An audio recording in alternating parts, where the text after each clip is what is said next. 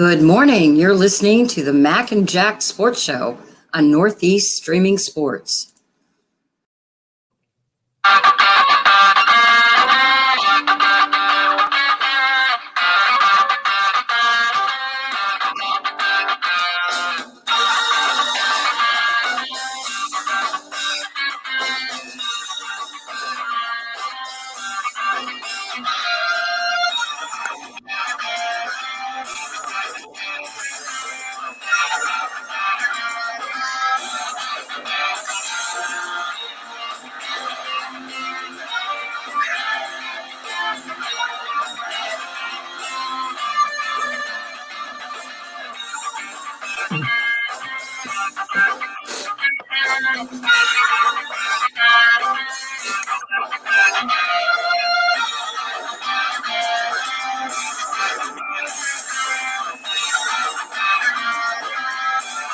Good morning, everyone, and welcome to the Mac and Jack Sports Show, streaming live on Facebook, YouTube, and Twitch, on Mac Sports and the Northeast Streaming Sports Facebook pages.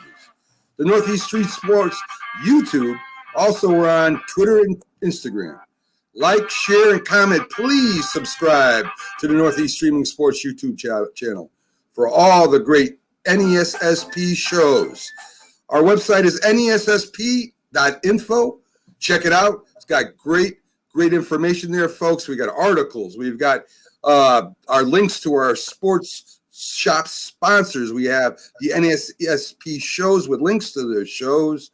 I'm Mac with your co-host, Jack Hirsch, legendary boxing writer and former president of the Boxing Writers Association of America, bringing you national sports with special focus on the Northeast professional sports from New York, Boston, and Philly. Good morning, Jack. How are you doing? Good morning, Mac. What a great way to start the day, talking about sports. You're not going to get too many better ways to start a day than that. That is true, Jack, and especially when I'm here with you Wednesday through Sunday, 8 to 10 a.m. with all our different shows. This Friday is kind of one of my favorite days because we have two of our favorite guests coming in, Byron Williams, our NFL analyst, and Keith Angle from TGI Sports Talk that covers the Yankees, the Knicks, the Patriots, and college basketball. So we've been kind of swaying over to college basketball a little bit with March Madness coming up. And when Keith comes on, we're going to talk about the two specials that Northeast Streaming Sports will be doing on college sports, the Big East Final Four and the NCAA Final Four, two big shows coming up in March. So, Jack, let's start with the sports updates, and I'm going to start in the NHL first. In the NHL, the Lightning 3, the Hurricanes 1, the Senators 6, the Flames 1, the Blackhawks beat the Blue Jackets. I love that two-color teams. 2-0. The Panthers 3, the Stars 2, the Red Wings 5, the Predators 2. The Jets beat the Canadiens 6-3. The Oilers over the Canucks 3-0. And then our locals, Jack, the Islanders 7, the Bruins 2. Barzal, Lee, Pelich, and Burley, and Paggio, and Wallstrom all score a goal apiece, and Ritchie and Smith score a goal apiece for the Bruins. I mean, that's a clobbering, Jack. I mean, that's a beat. The Islanders explode for 5 goals in the third period. Where did that come from? And I'm going to tell you, Boston's 4 losses this year. Out of their 4 losses, 3 of them have been to the Islanders. The Islanders have the Bruins number. And the Bruins Isn't that weird? The best team in the NHL this year. Isn't that weird? I mean, you got the Bruins beating up the Flyers and the Islanders beating up the Bruins. It's weird how matchups are. The Devils 4, the Sabres 3. For the Devils, Zacha, Brott, Hischier, and Wood with goals. The Sabres, Middlestat, Reinhardt, and Sheehan score in the loss. And the Capitals 5, the Penguins 2. So that pretty much wraps up the East games, the local games from last night. Gutty win by the Devils, scoring a late goal to tie it up, winning it in overtime after having lost the game before to the Sabres. A real, gutty win by the Devils. I agree with that. So in other sports news, Jack, before we get to our NBA review, John Gredert, a medal-winning gymnastics coach, commits suicide as he's charged with sexual human trafficking. What's going on over there in the gymnast world, Jack? It seems like a lot of males were taking advantage of a lot of young females. It's disgusting, absolutely disgusting. There has to be a better way of maybe vetting these coaches, keeping an eye on them. They're entrusted with young people, and young people are a lot more gullible, understandably, because of their age, and they put trust in adult authority figures and coaches, okay? And they put their full trust in them, their parents, who let their kids go off, who were really minors at that time. They put their trust in the adult system, and to get let down in the most horrific ways, I mean, completely inexcusable. And there has to be a better way of vetting these coaches. There just has to be a better way. You know, it's hard because I've heard theories on, and me being a former coach, it bothered me at the time when I heard these theories that, you know, when it comes to adults in charge with kids, like the Boy Scouts, girls softball teams, football teams, where there is some of them in there anyway, are like attracted to the kids, and that's why they're there. Now, of course, you know, that's not me, and that's not a lot of coaches I knew. But, I mean, it's kind of opening my eyes a little bit that there is a problem with adults handling minors in sports right now. Well, I know they have certain programs. They have one in amateur boxing even right now where they have a way of maybe weeding out predators, potential predators who could get into a certain program. And they do it in these predators, they have their ways of doing things very sneaky, obviously very unethical. It might be just being in the locker room with the males, maybe, you know, getting the youth's confidence, you know, the males or the females, whatever. And it's just, it's a very serious thing. And in the past, we could just put trust in these coaches. People would volunteer to be Little League coaches, and they would take the kids in their cars to the games. And in this day and age, you can't just go on a volunteer basis so easily. I mean, how do we weed this out? Okay, there are certain ways, you know, where law enforcement can set up a certain program where we could find out like who's who, but it's very difficult situation. And of course, yeah, very difficult. I mean, go on, but yeah, and the exact answer. And it's sad too, because there's a lot of people out there that would love to volunteer to help coach, because I know, especially at the youth levels in coaching, it's hard to find coaches, you know, good coaches to coach the kids. And, you know, it just makes it a bad scene for everybody. And I'm glad, you know, that this guy is out of the limelight, that he's out of what he was doing. And, you know, what happened with the other Olympic coach there getting, I don't know how many years he got, but yeah, it looked like the gig's up for him. But Mac, it's scary for the majority of coaches who do the right thing, who are ethical. I coached a lot of years ago, and I would take players in my car to a game. Sure. I also coach girls' teams. Right. I would drive them to a game. I wouldn't do that in this day and age. I would be too scared. Maybe it would take just one player, okay, with an issue, okay, who could accuse me of something. So right. I wouldn't do it in this day and age. Right. I'd have the team meet me at the place. Right. It's a sad thing. Unfortunate. So even the innocent coaches, you know, have to be on guard because of the ones, you know, who yeah. As far as USA gymnastic coaches, that's what we were talking about. I mean, really sad, inexcusable that they couldn't be weeded out. And with all these girls who came forward, like, you know, they're the victims here. They're the real victims. It took a lot of courage on their part to come forward the way that they did. I definitely agree with that, Jack.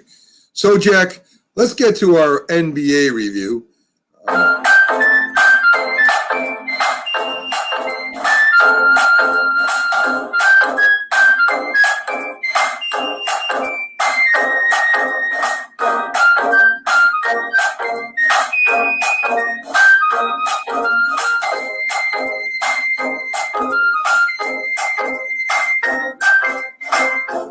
Yes, sir, Jack. After I get the Knicks off the screen here, we can see your beautiful face. So we're going to do our NBA review as we try to do every Friday. Time limits sometimes prevent us from doing it, but we have no limits today. So in the West, Jack, the Utah Jazz, the hot Utah Jazz, are 4 games up in first place at 26-6, followed by the Clippers, the Lakers, the Sun, Portland, the Spurs, Warriors, and Denver. And what more can you say about the Jazz? They had a good team last year. It looks like they got a better team this year. Everybody's saying Lakers, Lakers, Lakers, maybe the Clippers. Well, how about that hot Utah They're Jazz? not saying that now. They're not saying Lakers, Clippers now. Utah Jazz right now is the best team in the West. And the Brooklyn Nets, you could argue if you're a Sixer fan. Otherwise, at this moment, you'd say are the front runners for Brooklyn Nets to come out of the East. And the Jazz are going to be tough to beat. They're going to be tough to beat because the Jazz are a great defensive team. Rudy Gobert. They have Clarkson coming off the bench, arguably the best sixth man in basketball. And, of course, Mitchell, he's phenomenal. So they're going to be tough to beat. They're really well-balanced, the Utah Jazz. Very well-balanced. Yeah, names we don't know, but we are going to soon find out here, Jack, because, all the big stars are on the other, the 4 teams really with Embiid becoming a star, teams you mentioned. But let me tell you, this Utah Jazz team is no joke. So I'm looking forward to see how far they go this year. In the East, as you said, the 76ers and Nets are in a virtual tie with 22 wins, followed by the Bucks, Indiana, Toronto, the Knicks, Bulls, and Hornets. The Celtics have fallen out of the top 8, Jack, and the Knicks are sitting there at, I think it's 6th. So 76ers, Nets, we'll see what happens as it goes on, but they're both playing Listen, really. I don't want to say the Celtics are cooked. They're a couple of games under 500.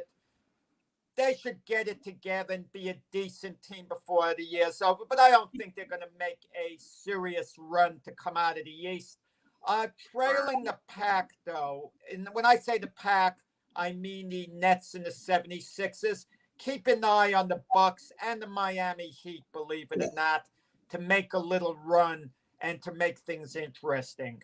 Definitely. So in last night's games, Jack, the 76ers beat Dallas.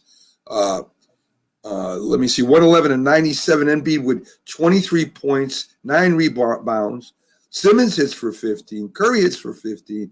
And Howard hits for 14 off the bench. Well balanced. Yes, sir. And the bench played very well for the 76ers. The Knicks beat up the Kings 140-121. Randall with 21 points and 14 rebounds. Rose is starting at point guard for the Knicks last night. Alec Burks had 18 off the bench, and the young Quickly with 25 off. Let me tell you, Quickly is not their point guard of the future as far as I'm concerned. I mean, he's coming along nicely. He's a good rookie. I'm not saying he doesn't have a future with the Knicks as a starting guard. But to make him your point guard there, he rarely gets many assists. And if you look, since Derrick Rose has come over, in reality, Derrick Rose has been the Knicks' number 1 point guard. I'm waiting for Toppin to take off. He had 1 field goal yesterday, and it was awesome, the slam dunk. It's the type that if the garden was full, they would have jumped to their feet. But I'm hoping to see him take off. He plays really high above the rim when he's given the opportunity. And let's see how he develops. So far, it hasn't been to the point where I quite like. I should make a mention as far as high-flying acts. The Washington Wizards, what's going on with them, Mac? They've won like about 5 out of their last 6. Yeah. They upset the Denver Nuggets yesterday in Denver.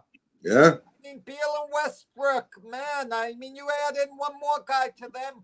Who knows? The Wizards that were a doormat team might actually wind up in the playoffs. There's rumors, Jack, that Lowry might be headed to the 76ers. I think the 76ers are going to make a move. Wow. So, But we'll see. if Lowry goes to the 76ers, that is not good news for the Brooklyn Nets. He's Yeah. an impact player. But the thing about it is, who would the Sixers send to Toronto? Toronto expects a nice little piece for Lowry, unless he's in the last year of his contract. Right. I don't know about it. They absolutely have to part with him. Yeah. So that would be interesting. So the Nets 129, the Magic 92. Kyrie with 27, Harden 20 leading the scorers, and the Bucks and Wizards also won last night, Jack.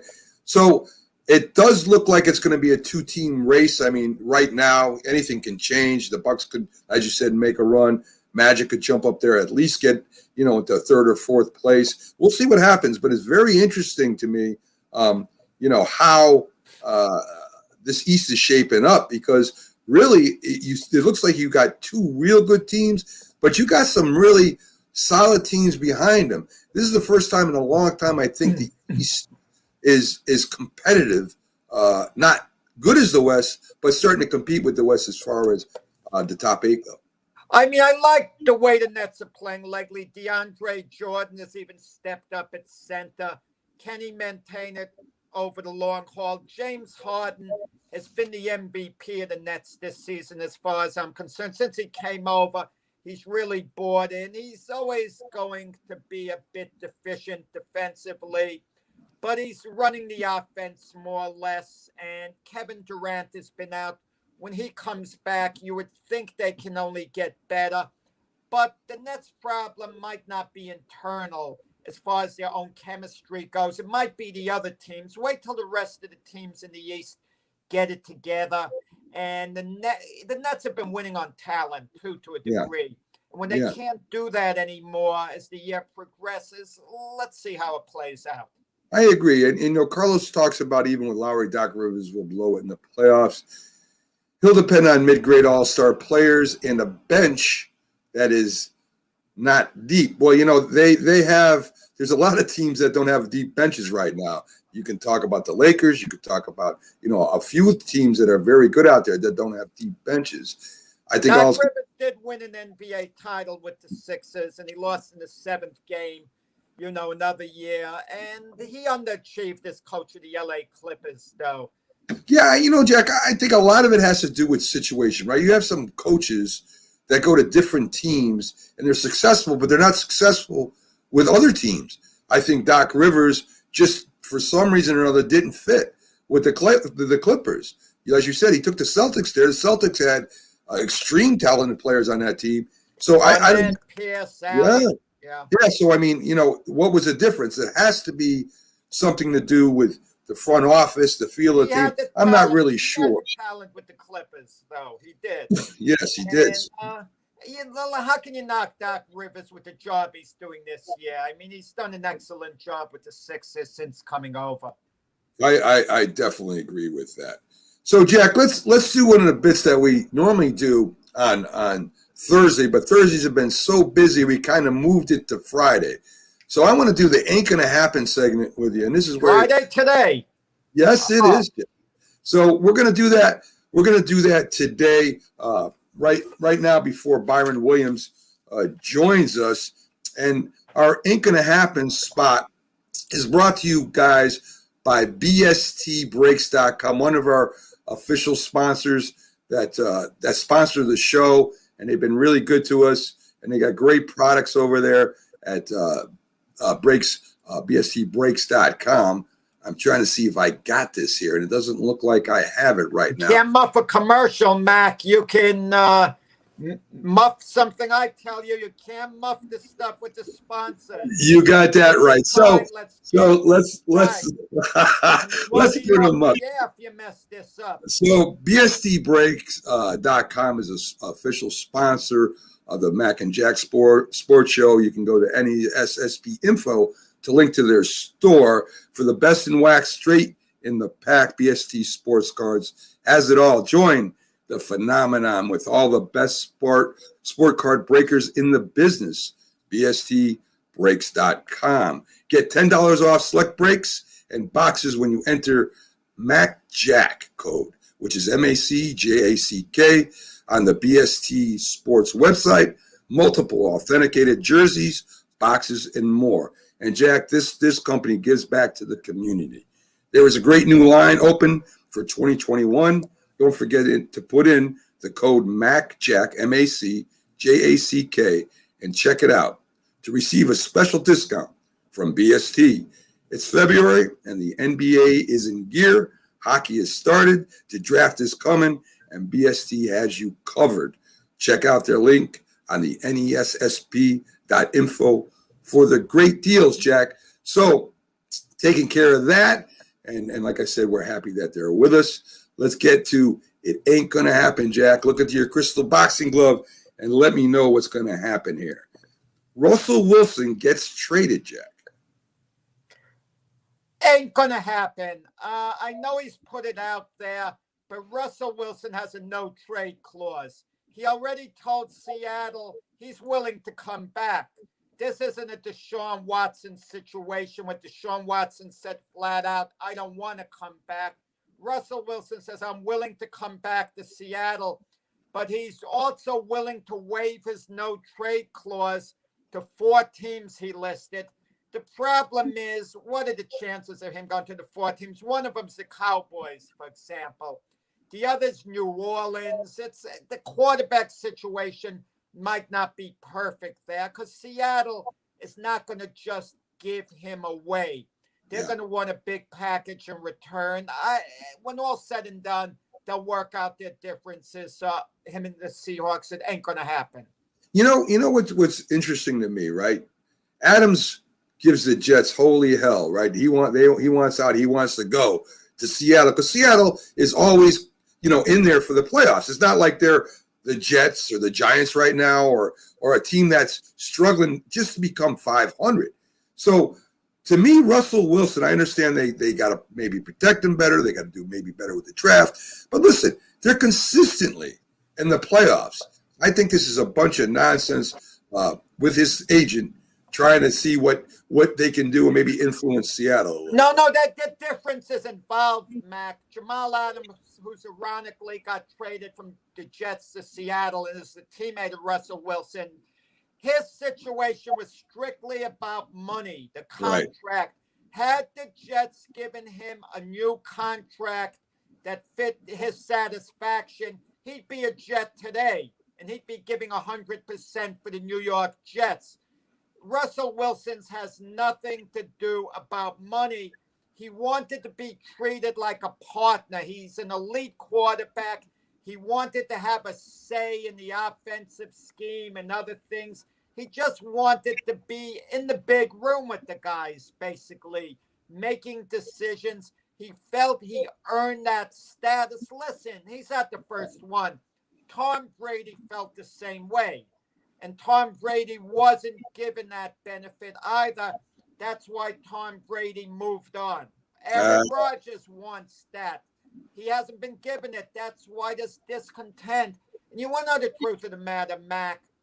If a guy's been an elite quarterback a lot of years, who better to know the offense? Who better to have a hand in the offense, the way it's run, the way it's built up, than the quarterback himself? Either you make him a full partner, or maybe you move on from him. I'll tell you, I actually support Russell. I totally disagree with that. I think he should stay in his lane. They have scouting departments reviewing thousands of hours of tapes. They have the GM who's involved in that. They have the owner who's involved in that. They have the head coach who's involved in that. And if Russell Wilson, if I was a coach or GM, I would say, good luck, Russell. That's not you to say, Mac. You're not the one knocked on your butt week after week. Jack, I don't care. That's what he gets. That's what he gets. He's not the only one, Jack. Jack, Jack, he's not the only quarterback. He is not. That's what. That's why he gets paid $30 million a year, and the scouting department doesn't, Jack. To be quarterback in the NFL. That's what he gets paid for. If he don't like Wilson is suffering defense brutality. Well, good. Well, good. Then quit. Then go home, take your football, and go home. Give him back the $30 million. Russell Wilson's been a gentleman. He's willing to come back and play for the Seahawks. He's not making demands. but he's letting them know. He's Well, willing good to for waive the good, no good trade for clause. good for He's good for a Russell gentleman. Wilson. Good for Russell Wilson. Russell Wilson's a gentleman. He says, "Let's sit down. Let's Yeah. discuss this. Maybe we Yes, should all yes. move on." Like the scouting department, the coach, and the GM does not want to get better people around Russell Wilson. They don't want to do that. They want him to stay out there on his own. They don't know how to go about it any better. Oh my God, Jack! They went to the Super Bowl and won it. We mean they don't know how to do it. With Russell Wilson behind the wheel. And with a great defense and a great running game, Jack. That's how they got there. It wasn't Russell It was Wilson. a team effort. Thank you. They wouldn't have gotten there with just any quarterback. They wouldn't have. Oh, sure they would have, Jack. There's plenty of quarterbacks that are not elite that have gone and won Super Bowls. We've been over this before.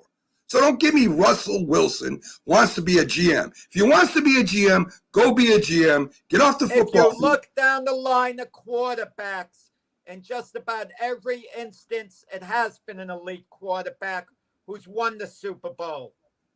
Huh?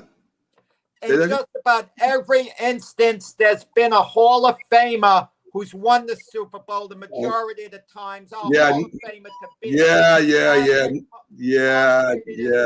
Patrick Mahomes. Nick Foles. Peyton Manning. Peyton Manning. Who was that? Who was the quarterback of the Ravens when they won a Super Bowl, Jack? Who was he? 20 years ago. Who was he, Jack? You're talking about 20 years ago. Who's the quarterback that won a Super Bowl for the Raiders, their last Super Bowl, Jack? Or the Buccaneers? Can you name them guys? They're not Hall of Famers, are they? You're talking once every 10 years. Not once every 10 years, Jack. Nick Foles just won this. Nick Foles was the quarterback of the Philadelphia Eagles in 2018, Jack. That's not 10 years ago. Okay, that's the once every 10 years. Please, Jack, we've had this before. Manning before that. Peyton Manning. Do you give Peyton Manning credit for winning the Super Bowl when he was with Denver? Does he get the credit for it? Hall of Fame. He's a Hall of Famer. Did he win that Super Bowl, Jack? Great. Did he win that Super Bowl? Great. Oh my! Team effort of obviously the. Thank you, Jack. And one other thing, Jack. Jim Kelly's a Hall of Famer. How many Super Bowls has he won? Oh, I'm talking. He's a great Fran quarterback. Tarkenton. Okay, Jim Kelly lost 3 out of the 4 years to Troy Aikman. Okay. Fran Tarkenton, Hall of Famer. How many Super Bowls has he won? He lost to Terry Bradshaw. And he also lost a couple other teams, Jack. Kenny Stabler won a Super Bowl. Is he in the Hall of Fame, Jack? Kenny Stabler's an elite quarterback. Is he in the Hall of Fame? He's an elite quarterback. He's not in the Hall of Fame, Jack. I'm just telling you, Jack, that if Russell Wilson wants to be the GM, go be the GM. Go do it. Give back the $30 million. Go work for the salary the GM works for, and let another quarterback have a shot over. Let him trade Russell Wilson to the Jets in exchange for Sam Darnold. Yeah. Sam Darnold, who's had 3 years in the league, needs more time to develop. Keep developing these guys, Mac, for 6-7 years. And then you see, wow, maybe they're not that good. You want to develop them. Keep developing them. Jack, we have backstage, Jack, right now. We have backstage right now listening to us quibble and argue a little bit. The great Byron Williams. I got to talk to Byron about the Zach Prescott quarterback situation. We got to talk to Byron about a lot of things, Jack. So let's bring Byron up, and maybe he can play Ain't Gonna Happen with us a little bit. You know, I got a couple more football. I'm too upset. Byron, stop already. Stop it already. Byron, if I get even more upset, then I'll talk. So Byron Williams is a former NFL wide receiver for the Giants, the Eagles. He was drafted by the Packers. He's been in 3 different leagues. He's our NFL analyst. He was a leading receiver, I think was in the WFL. A great wide receiver, had a great time in the NFL. He's also an NFLPA representative, Jack. He works with the union, the Players Association, and it's a pleasure to have him on every week. So let's bring up Byron. How you doing today? Hey, good morning. How you guys doing? Hey, hi. I like that outfit you have on, Byron. Looks Thank you, good, sir. actually. The colors and all. You look Yes, sharp. yes. So Only for the Mac and Jack Sports Show does he dress like that. yeah, exactly, and he's always looking sharp. I've seen Byron out there in other shows too. So Byron, of course, you heard us quibbling back here, as we always get into it every now and then. We just something we do. Russell Wilson. Mac feels Russell Wilson should just shut up and collect his There you paycheck. go. That Go he play shouldn't football. have any say in Seattle Seahawks personnel matters No. or offensive schemes. Just No. play ball and shut up. That's Byron, he added offensive schemes at the end there. I catch everything he does. I'm normally quiet about it, but he likes to throw other extra things in there. Byron, the quarterback is an important player of the offense. We all know that. You don't have to be a Hall of Fame quarterback to win a Super Bowl. It's been done. We know that. We saw Nick Foles do it. We know there's a lot of Hall of Fame quarterbacks that haven't won a Super Bowl. Just on statistics alone, Marino, a lot of great quarterbacks that have not won a Super Bowl, because you need a team to win a Super Bowl. You can't just do it as we found out this year with the great Patrick Mahomes. You can't just do it by yourself. There's no way. It's a team effort. You know that. You've played football before. What do you think about these quarterbacks now almost demanding that they're involved in what players they get around them? Now, of course, you want to take their feelings into consideration. But when you have somebody like Russell Wilson, who's been to a Super Bowl, has won a Super Bowl with a great team, always competing for the playoffs, he gets hit a lot. Well, I'm sorry, that comes with the job. That's part of being an NFL quarterback. For him, his agent to go out there and say, well, if we don't get these certain players, he may want to leave. What do you think about that statement? Yeah, I think the game has really changed.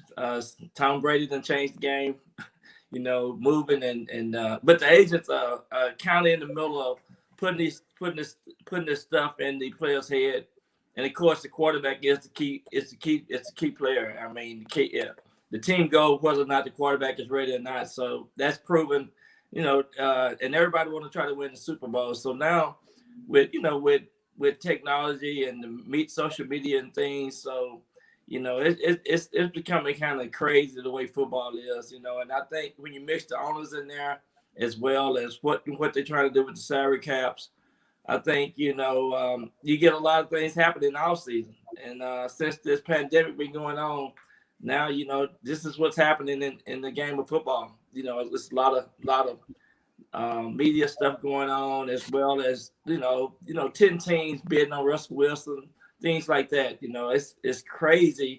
Each day you wake up, it's something new. So I think teams got a chance to really change the dynamics of their teams. For us, you want to give them the chance to go to the Super Bowl. I think at the end of the day, it's all about trying to go to the Super Bowl, the big show. Byron, thank you for mentioning Tom Brady's name.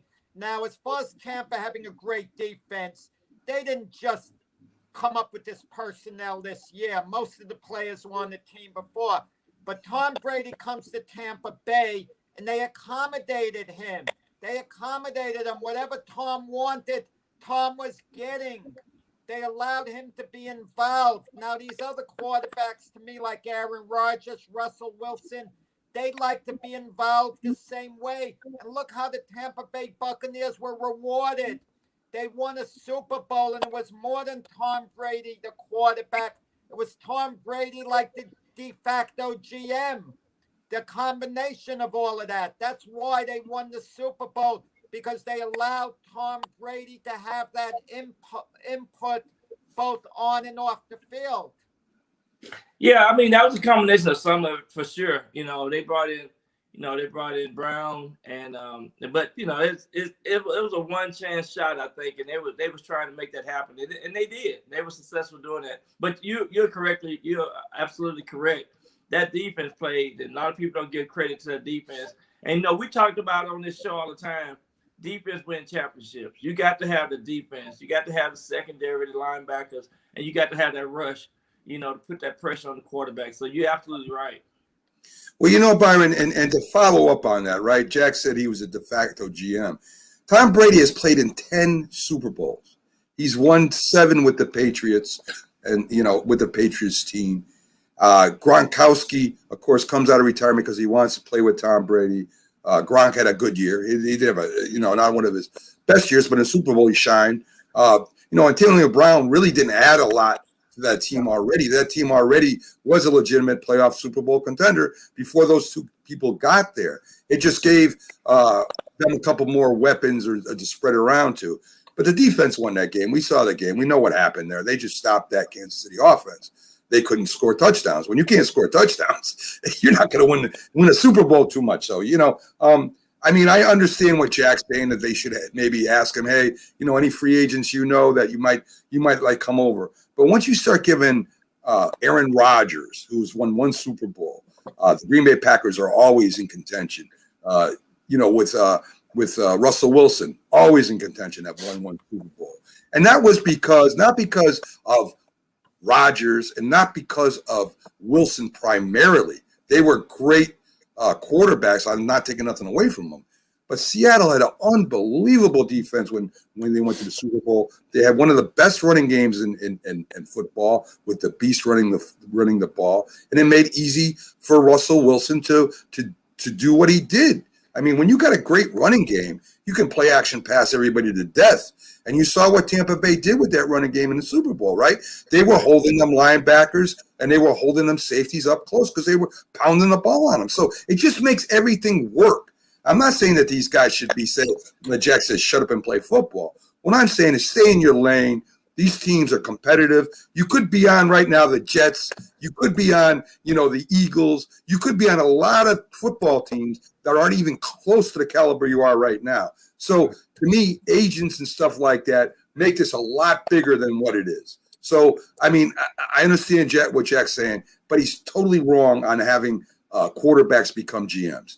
They have enough to worry about learning their offense, getting timing down, knowing their players, knowing their capabilities on offense. That's enough work for the season. As you know, being a former player, just doing your position and the quarterback overseeing that whole offense is a lot of work, if I'm not mistaken.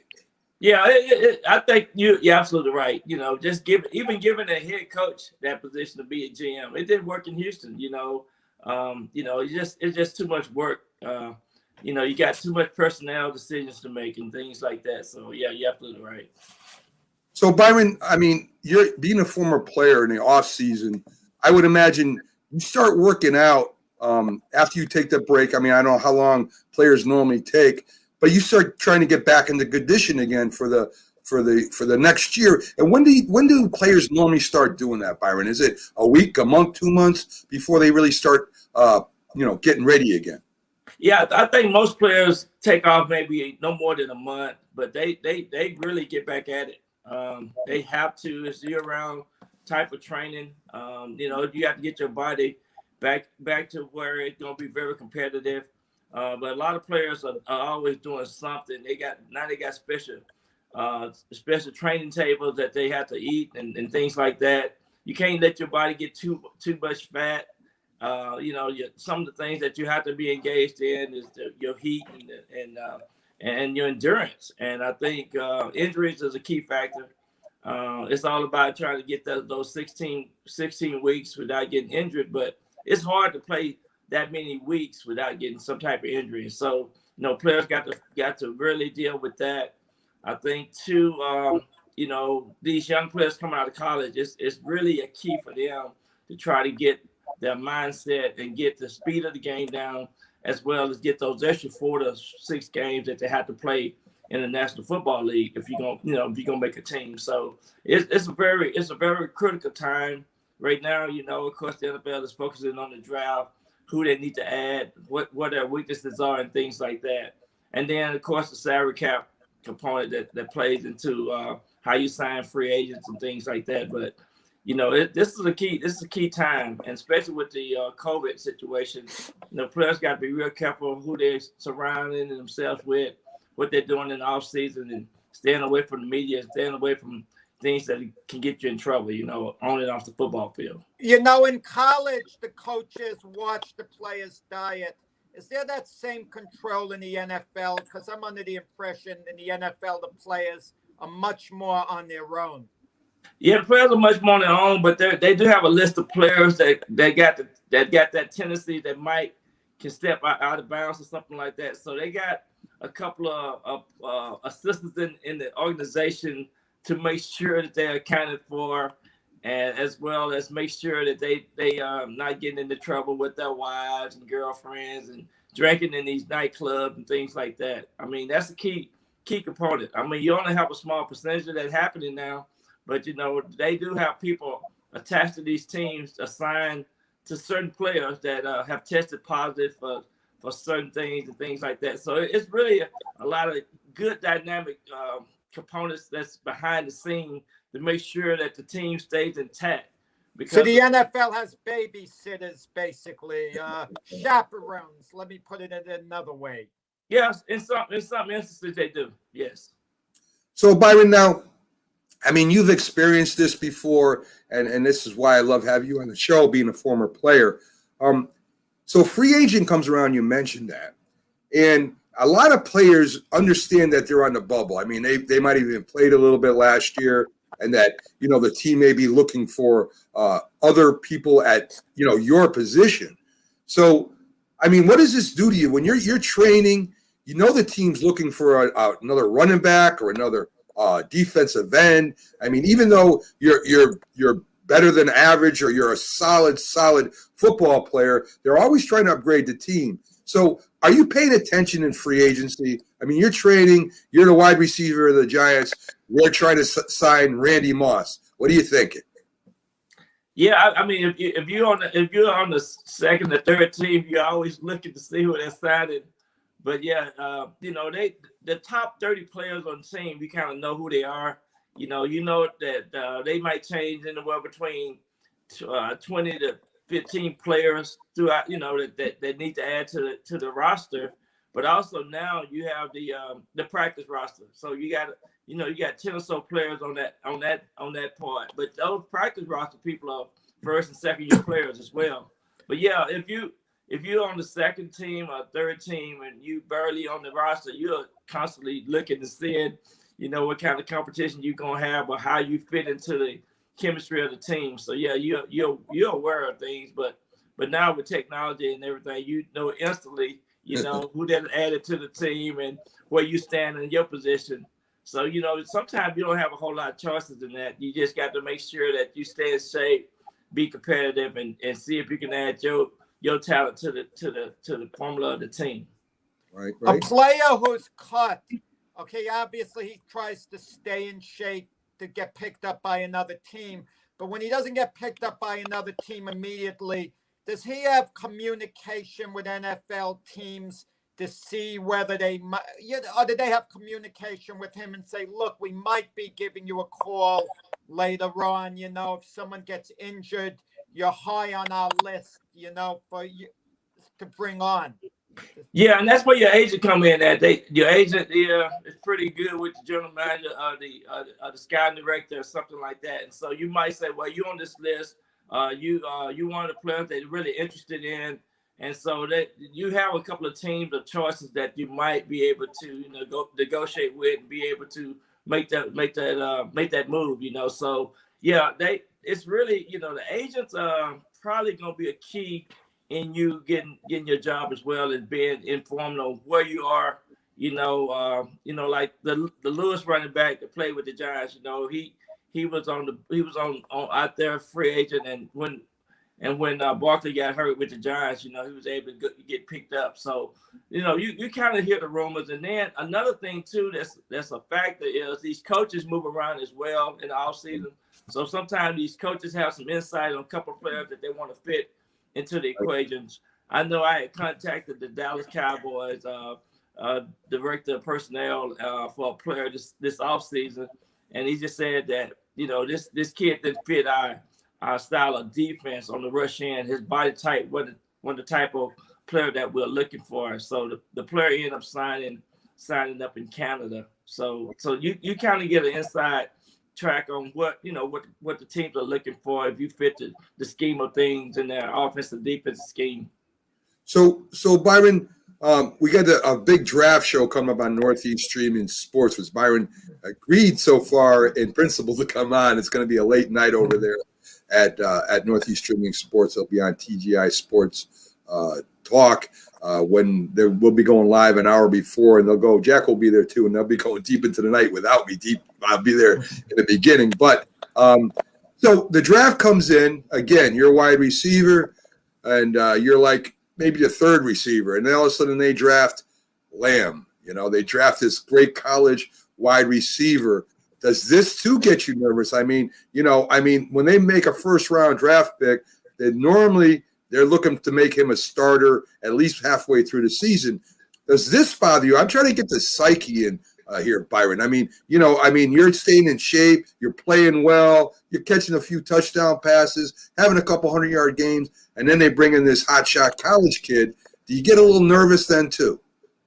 Well, I think, most football players know it's all about what have you done for me lately, and you bring your game to the table, but you have to work really, really hard because now with the style of offense that they play, but I don't think it makes you nervous. It just makes you want to be able to compete. If you got that, you got to have that a part of your bag of what you bring to the table.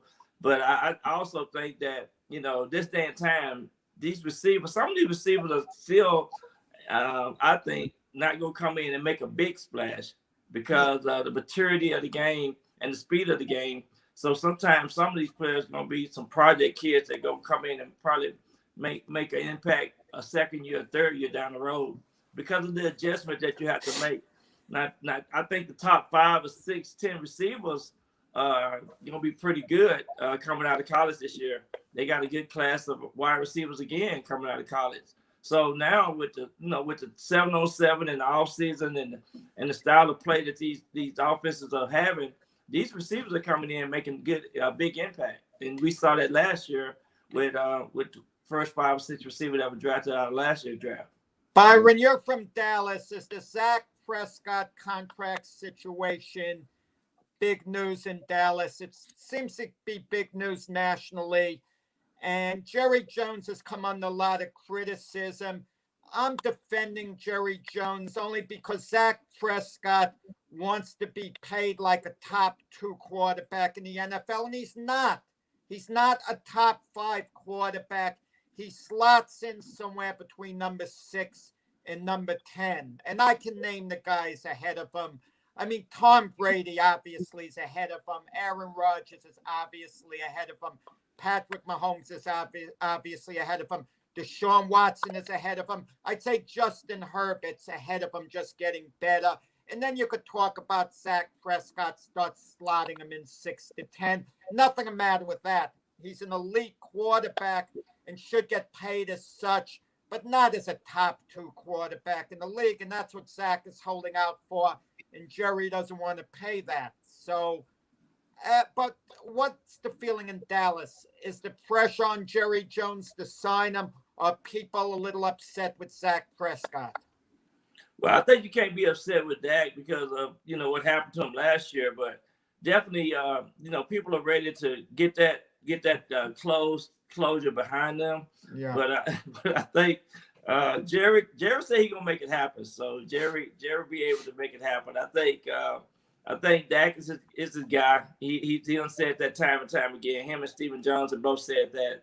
So I just think it's a matter of time. Them just, it was just a 1 year difference last time, and they almost got the deal done. But of course, they are the talk of the town down here, and so hopefully, I think he's gonna get it done. I think Dak is the guy. I mean, he made tremendous improvement on the injury, and he's ahead of schedule right now. I think the reports show that he's ahead of schedule. But Dak, I mean, he's still got a lot to offer the Cowboys. I think, you'll be foolish to try to negotiate with another quarterback or bring another quarterback in here to mess things up. I just think that Dallas is so close. They need to focus on their defense for one, and maybe some special team stuff as well. So I think they're gonna sign him. That's what I believe. Byron, we had Brady Tinker on here. He's a Cowboys life. He does a lot of coverage of the Cowboys down there. He said that the injury to Dak Prescott was a lot more serious than they thought in the beginning, and he really hasn't tested it yet. I mean, do you think that's going to affect whether they offer him a long-term contract or not? If his leg legs aren't as good as they were. He makes a lot of plays with his legs. I mean, and they signed him to the extension. Dallas may be behind the 8 ball with that. Yeah, you're absolutely right. You never know how the injury is going to affect the players as well, But I think to this day and time with technology and the recovery time with this being a whole year, I think he's going to be okay, because I just think that I think it's one of those types of injuries that he'll be fine. He might not be able to run a 4.5, but maybe he can run a 4.6 or something like that. But for moving in and out of the pocket, they got to get their offensive lineman back healthy and things like that. That's all the things that they need to do. But I just think for him throwing the ball and making decisions on and off the field is a key factor. So I think that part would not be a problem for that. Okay. We do have one, as Jack brought up about Tampa Bay. There's one, I think it's Chris Godwin, I should say, from Tampa, said would be willing to play under a franchise tag with Tampa Bay to come back this year. That's one of the first guys I've ever heard say I'd be willing to play on a franchise tag.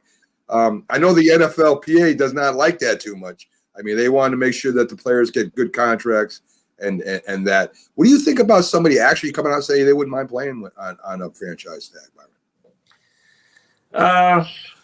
Some of these young players. This is probably his first time talking about being a franchise player. I remember Dez Bryant played under the franchise tag here in Dallas. I think he played. I think it was $12 million at the time, $14 million. But that do happen sometimes, but hardly ever happen for a wide receiver. But I just think it's a 1-year contract with some good money playing under that tag. But rarely do you see wide receiver playing under the franchise tag. So it's gonna be unique if that happened down there in Tampa. But I think he's the player that could probably play under the franchise tag this year for the Tampa Bay Bucks. The franchise tag is a good thing. I don't understand how anyone could complain.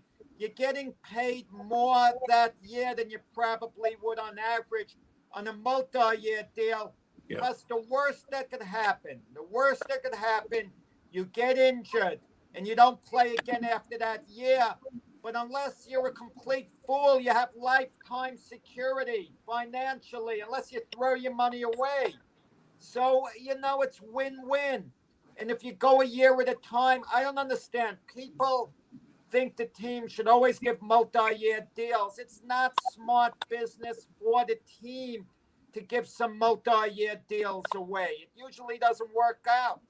I understand a year at a time. That's not what the NFL Players Association wants. They want guys to get multi-year contracts. And the teams want to tie certain guys up for a number of years to have them under their control. I understand that. But the franchise tag should be considered a compliment by a player, that the team thinks enough of him to make him the only guy that they're going to franchise. They don't look at it that way. I look at it like a compliment. Yeah, that's true. That's true. If I was a player under this day and the current time, I wouldn't mind playing on the franchise tag. I mean, you get paid a healthy salary. Yeah. I mean, like I said, that was years ago. I'm their franchise guy. I love it. Yeah. Well, that's good, but still though, you got to have some type of security too, for you and your family. 1 year, I mean, that might be your last year or so, but yeah, it's the way they got it. Oh, come on, Byron! You just mentioned Dez Bryant, $12 million for 1 year. Yeah, that's what he played on. Be smart with your money. $12 million. Just put in the bank, live off the interest. You have security.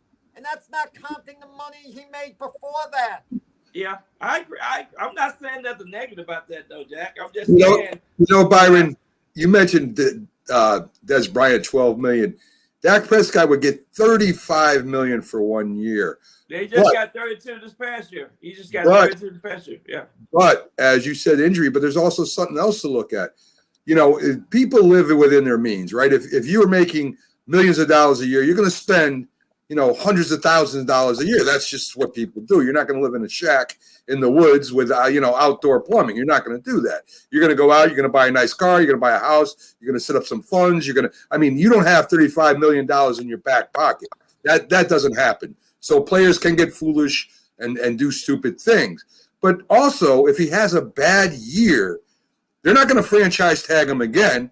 And then his worth goes down when he tries to get a contract with another team, whether they want to franchise him or sign him to a long contract. So business-wise, a franchise tag may be great for the moment. I would love to have $35 million offered to me, definitely. Then he's not worth the money to be doing that. He had a bad year, and you want the team to give him a multi-year deal? That means he's not that good and doesn't deserve it. Let him produce. But let me say this. I don't think they ever franchise a guy 2 years in a row. So I think that's another thing. I don't think they'll franchise him 2 years in a row. Dak Prescott has it made. They franchise him again. If he doesn't play after this year, he's made an incredible amount of money. He's got it made no matter what. Okay, Jack. Jack is going to be the agent for everybody. One playoff game. Jack, you becoming a football analyst. I'll tell you that from boxing to football. That's pretty good. Yes. Did you hear Floyd? But you're right, Jack. It's a lot of money. It's a lot of money. Speaking of money, Floyd Mayweather bought his 1-year-old grandson. He's a grandfather, actually, Mayweather, but that's with that. He bought his 1-year-old grandson a Rolex watch. It was like about $45,000. Money Mayweather. But he's a different 1-year-old with a Rolex worth 45 G's. There you go. That's being a boxer. That's a boxer for mentality right there. I'll tell you that. So that's crazy. But hey, listen. Yeah, maybe the kid could tell time earlier than we thought. So, Byron, I want to thank you again for coming in. We love having you on every Friday. I hope you can make that draft show. It'll be great having you on there when the Giants make their first pick. If you can make it for that, because you are down deep. You are a New York Giant for sure. I know that. So we'll see you again next Friday. Have a great weekend, Byron, and God bless you and your wife and your projects you're doing. All right, thank you guys. All right, Take care, have Byron. a great weekend. Okay, thank you, Byron. So there you go, Jack. Byron Williams, one of my favorite guests. Somebody that you're palling up with. You guys are got to get together. No, listen, Byron's a great guy. Listen, Byron's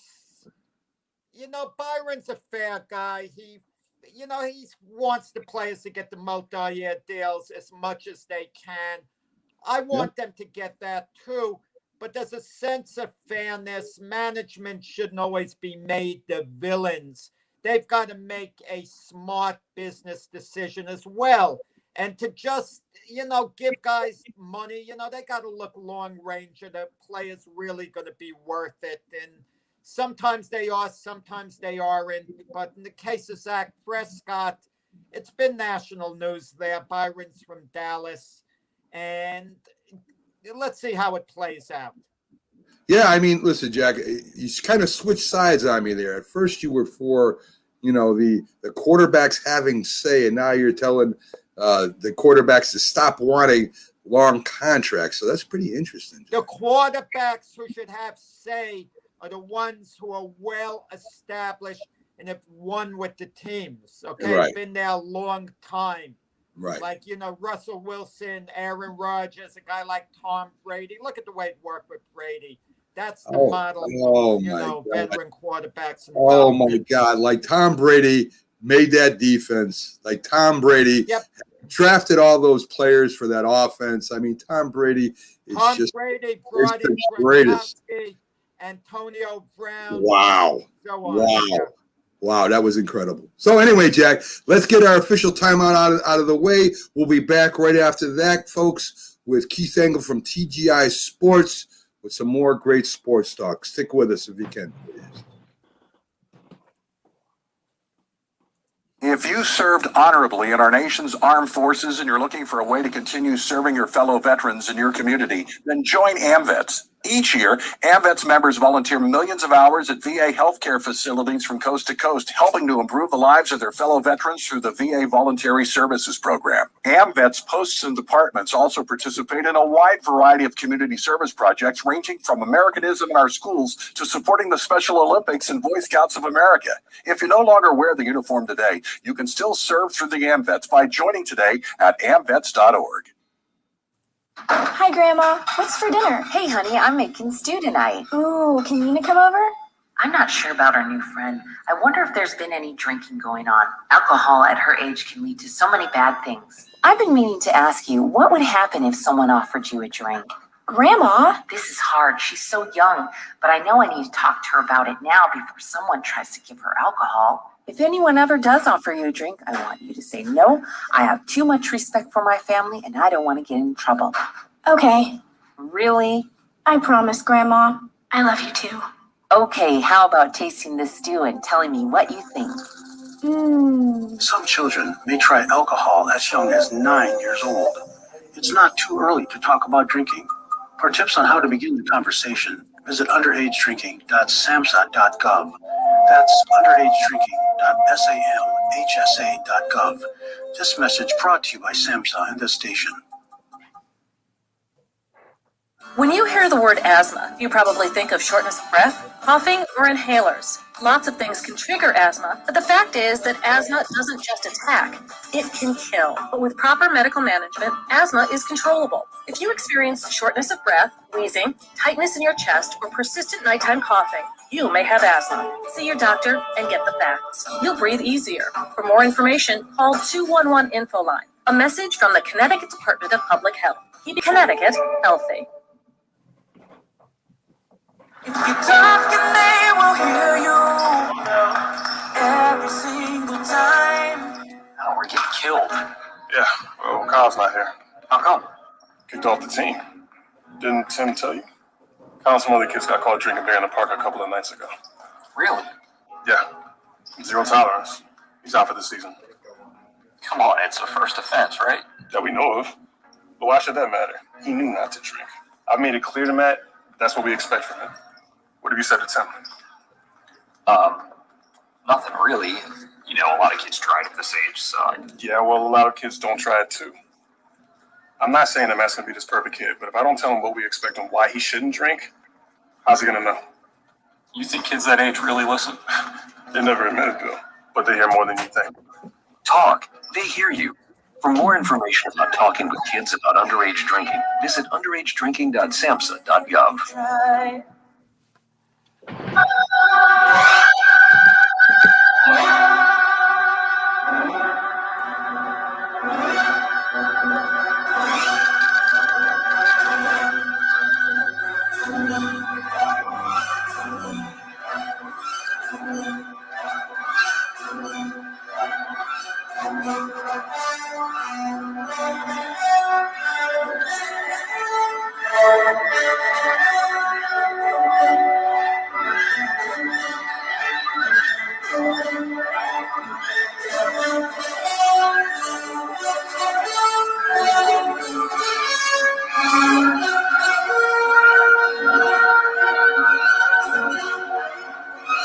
Good morning, everyone, and welcome back to the Mac and Jack Sports Show. Jack, I'm playing that melody right now because that's going to be our melody to our great 50th anniversary of the boxing. Let me put this right. The greatest, the most anticipated, the classic showdown between two undefeated champions and the anniversary of the boxing event of the century between Muhammad Ali and Joe Frazier. So Mac, you just shorten the words. It was called the fight of the century. I'm 1971, the fight of the century. I'm so excited about it, Jack. I have thousands of words in my head that I want to use for that, but yes. Let me tell you who I'm speaking to tonight. Now, he doesn't do shows like this, but to do a Prince story, I have a connection that's helping me out who I'm speaking to tonight. Unfortunately, I can't get him to come on our show because he doesn't do any shows now. Muhammad Ali's brother, Rahman Ali. I'm doing a print story on him. He has a book that, you know, he just came out with. So he's going to talk to me about that. And he fought that night, March 8th, 1971, on the undercard of his brother's show. Yes, So he that's did. interesting. And our show March 7th, Right. that we're going to have. The reason we're not having it on the exact day, March 8th, because as people know, our show runs Wednesday through Sunday. And March 8th is actually on a Monday, okay? Right. And but it's going to be phenomenal, you know, the day before the 50th anniversary show, the guests we're going to have, the way we're going to reminisce, a lot of nice insights. And Mac, everyone we're going to have on the show was actually at Madison Square Garden that night, March 8th, 1971, including yours truly.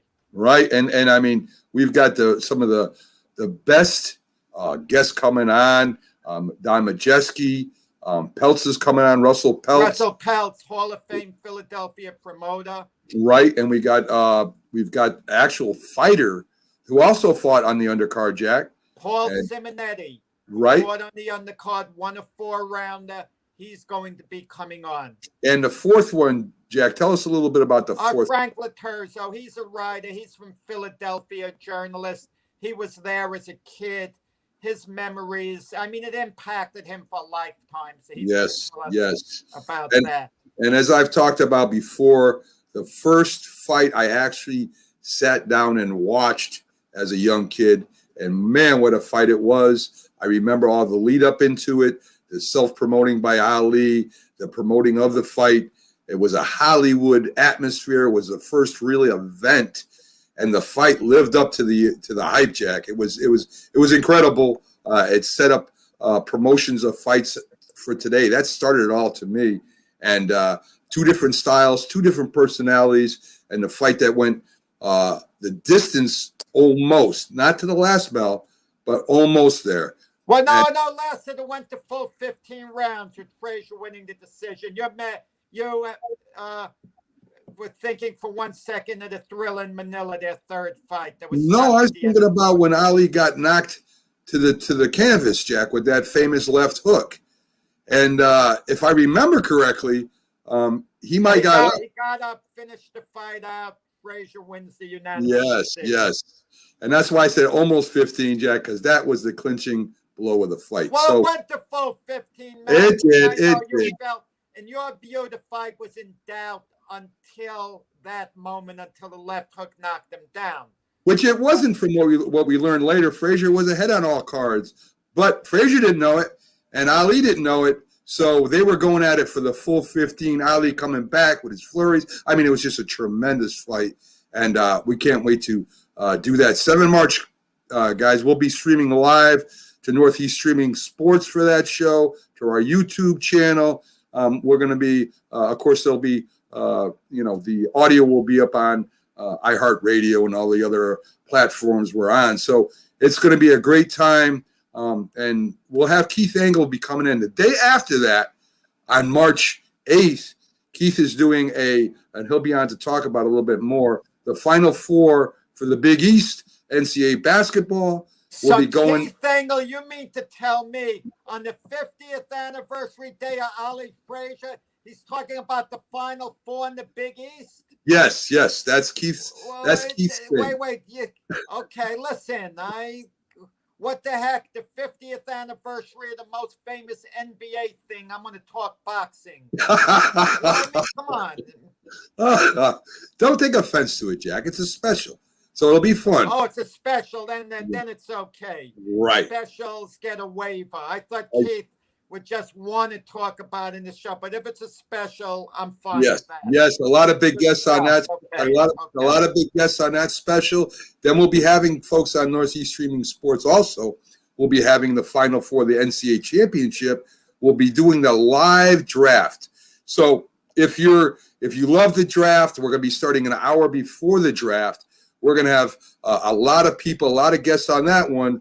As they go through the first round, I think Northeast Streaming Sports will go all the way through the first round. Then, and in fact, speaking of the devil, Keith Angle has popped in backstage. He's really not the devil. I mean, he can get. Well, I'm going to tell you something with Keith with the NFL draft. If his favorite, Devonta Smith, keeps falling in the draft, Keith is going to get more hype than I am. You're probably right. I mean, and let's get Keith, the host of TGI Sports, a very popular broadcast where he talks about everything from the Patriots to the Knicks to the Yankees, and also he's really big into college sports, and that's why he'll be running the next two big specials after the Fight of the Century. So let's bring up Keith and see how he's doing today. How you doing today? Hey, guys. Boy, Jack, I'm sorry. I didn't mean to offend you with I don't even know what I did. I heard a little bit. I was watching you guys on the other line. College basketball special on March 8th, the 50th anniversary day of Ali Frazier. We'll probably have a different audience, I guess. So. Well, listen, I just mentioned with doing the college draft. If you think I get excited, I can't wait to see how you are. If Devonta Smith keeps slipping and all of a sudden they're at 13, 14, 15, and he hasn't gotten picked. I know who's at 15, so if he slips that far, I'll be very excited. I don't think Belichick would take him. You know, he probably wouldn't, but I'd be mad at him as well as I'd be mad at those other teams because they're nuts. You're right. So Keith, I've just been telling the folks about, the special 8th with the Big East Final Four. A lot of big guests coming on for that one on Northeast Streaming Sports. We got the NCAA Championship Final Four. We also will be having a special on Northeast Streaming Sports about that. We've got the big draft night where Jack just mentioned. We'll be having big guests and we'll be going. That's going to be a lot of fun, I think. I'm really looking forward to that. 1 hour early, and we'll go right through. I guess we're going to go through the first round. I probably will cut out early because I will be doing a double shift the following day and doing the show, so I will be totally wiped out as I am right now. Well, do you want to go too early? Miss a Giants pick. They probably won't pick till about 11:15, I think, isn't it, or something? You see these mock drafts right now, and the latest one I saw, I forgot who did it, were the Atlanta Falcons flip-flopping with the Jets so they could go number 2 and them drafting a quarterback. And no one talks about poor Matt Ryan and what becomes of him. Where does he go to? He's too good to be a backup. Yeah. The mock drafts, you can find anything you want to find. If you look hard enough, you'll find everything to back up any argument you want, right? I saw one yesterday that had Atlanta keeping Matt Ryan, drafting Justin Fields, and letting him sit behind Matt Ryan for 2 years. And now Mac Jones is moving into the top 10. He wasn't even good enough to be a first rounder. Yeah, I still, again, there's a guy that if there was red flags for me, it'd be for Mac Jones. But you're right. I mean, the experts all seem to be talking him up. Well, whatever experts, we're all experts, right? But right. A lot of people talking him up, and somebody's probably going to grab him too early, but we'll see. Charlie Weiss, who used to be the offensive coordinator of the Patriots, is practically begging New England to take Mac Jones. He feels it would be an awful mistake, if they bypassed him. Well, I have not yet seen a mock draft that had the Patriots taking a quarterback at 15. I've seen linebackers. I've seen tight ends. I've seen safeties. Defensive backs. I've yet to see a quarterback, and the Patriots quarterback situation is as bad as it's been since 1992, when Drew Brees not Drew Brees. Good grief, God, sorry, he's not that old. Drew Bledsoe came in, so it's critical what they do. I just don't know that it's going to happen. If they draft somebody, it's going to be very late. Well, you see, I Captain Jack brought up a great point last night as I was watching this show. Free agency isn't even over yet. So these mock drafts are nonsense until free agency is over anyway, because a lot of players are going to be moving and they're not going to, you draft talent, yes, but also needs. If you have, if the Patriots pick up, say, Matt Ryan, or they pick up Andy Dalton, or whatever the case may be, if they do this, then they won't be looking for a quarterback in the first round. I mean, it just makes sense. So I think these mock drafts right now are a bunch of nonsense until the free agency is over. Then we can listen to Mel Kiper and the rest of the gang. Yeah. and then it will come a little bit more clearer. I mean, Well, they do. Not just that either, Mac. I mean, the mock drafts get thrown all out of whack because you get the draft night and trades happen galore. And I think you're going to see. If you don't see it beforehand, you're going to see a lot of trades that night because there's a lot of quarterbacks available in free agency, but there's a lot on the trade market led by Deshaun Watson. But Jimmy Garoppolo's available, Marcus Mariota. The two hottest names right now in the New England press are Garoppolo and Mariota. John Lynch claimed, the GM of the Niners, that Garoppolo is going to be their quarterback next year. I saw he that. seemed to be firm on it. I think that the Deshaun Watson situation is going to shake the draft up. I mean, he should get traded before then, where he goes to, what the package is going to be. And it's just my gut feeling Deshaun Watson's going to wind up in Miami now because they have the pieces as well. They go number 3, number 18. They could give those 2 picks. They could give Tua and add something to that. So it's something about Miami. I get that feeling that's where he's going to wind up going, despite people thinking the Jets are the front runners. To me, the Jets, if they make that move, they're really probably making a mistake because they don't have enough to go with him. I said Miami. No, I know that. What I was saying still talking about the Jets. Yeah. I think Miami would be the best landing spot for him. But every day there's a new team involved in the conversations, right? 49ers have come up. The Raiders have come up. Even the Patriots have come up. The Patriots aren't trading for Deshaun Watson. The Carolina There's no way. Panthers, I saw proposed deal. Yeah. Actually, you're right, Jack. Yeah, that's a story that just came out the last couple of days that I've seen. And the reports that I've read seem pretty credible, and it seems very possible that that's a landing spot for him because they've got some chips to trade as well. Very nice. McCaffrey, Robbie Anderson, Teddy Bridgewater, and a couple of number 1s on top of that. You know, and their number 1 this year is number 8 overall. Yeah. Quality. So. But if you trade all those guys, then you got Deshaun Watson's got nothing around him. But there's a question I'd like to just, Mac, I want to ask Keith. Deshaun Watson badly wants to trade. He has a no trade clause. Should he be allowed to dictate who he goes to? Now, if you want to get traded that badly, you want out. To me, you waive your no trade clause completely and you go to wherever they trade you to. Now, if he starts dictating one of a few teams, to me, then Deshaun Watson gets no sympathy at all. Yeah, you know, I have to agree with you, Jack. I mean, no trade clauses are fine if teams and players want to agree on them, but they shouldn't be they should be out of play if you demand a trade. Yeah. The no trade clause is to keep you from just trading me to someplace I don't want to go. Yeah. But once you said I want out of here, you should just sit back and go. You've taken yourself out of the equation now. Your choice out of the equation. I think, but that's not the way it's going to work, right? I got a prediction for everyone. Watson is not going anywhere. I kind of agree, to be honest. The man is going to stay in Houston. Houston is not going to let Deshaun Watson go, and no team that has enough draft picks to entice that is a place that Deshaun Watson would want to go. Yeah. Wait, Mac, did you hear the latest? He met the coach.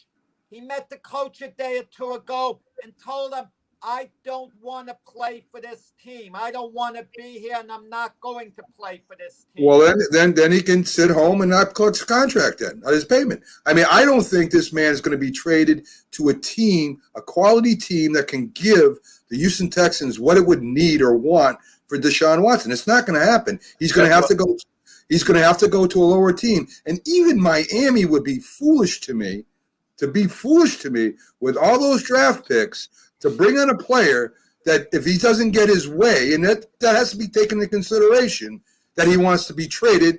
And I'm telling you right now, Jack, I don't think he's going anywhere because I don't think, Miami does have stock and they do have a solid team.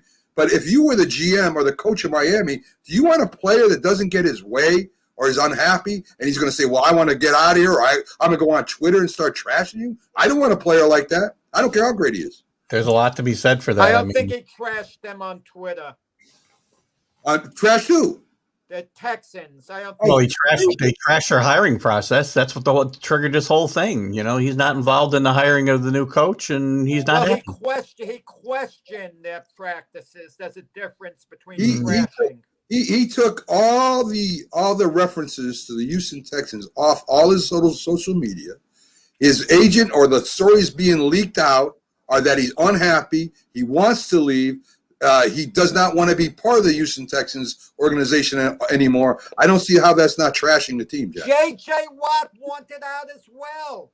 And they let him go. Same way as Deshaun Watson, but J.J. Watt's not as valuable a chip as Deshaun Watson, so they parted with him quicker. And J.J. Watt is a lot more of a team player, has done a lot for the Houston Texans, has sucked it up, and has been an unbelievable defensive tackle for the Houston Texans for many years, Jack. He deserved a little respect. This guy over here, I'm not too sure of.